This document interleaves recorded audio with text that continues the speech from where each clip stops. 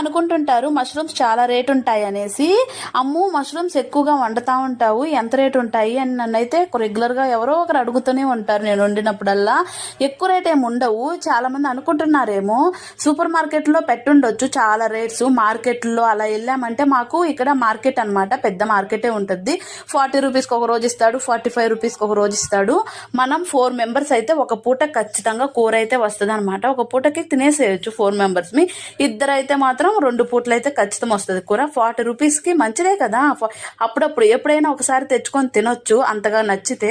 ఒకవేళ నచ్చకపోతే స్కిప్ చేసేసేయచ్చు అనమాట. కానీ ఓకే, మష్రూమ్స్ మనకి రెగ్యులర్గా మనకు పండుతాయి కదా, మనకు దొరుకుతాయి చూడండి. అలా ఉండకపోయినా కానీ ఓకే, మష్రూమ్స్ తిన్నాము అనే ఫీల్ అయితే ఉండొచ్చు. ఇప్పుడు కాలంలో ఎక్కడ దొరుకుతాయిలేండి, వండుకోవడం కానీ చాలా ఈజీ అండి. మష్రూమ్స్ పెద్ద టఫ్ అయిన కూర ఏం కాదనమాట, చాలా సింపుల్గా వండుకోవచ్చు. మినిమం టమాటా కూర వండుకుంటాం చూడండి, అలాగైనా వండేసుకోవచ్చు. ఇంక ఇందులో వాటర్ పోసుకోకుండా లేక గ్రేవీ లాగా కానీ వండేసుకోవచ్చు.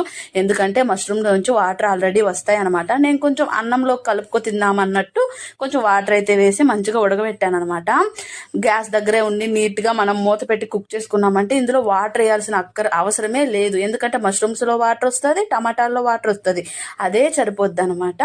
నేనైతే కొంచెం నాకు పని ఉండి కొంచెం వాటర్ వేసేసి మూత పెట్టేసి వెళ్ళిపోయాను. చూడండి కూర అయితే ఇంక ఇలాగే తినేసాను. ఇంకా దగ్గరగా చేసుకొని తిన్నా కానీ బాగుంటుంది.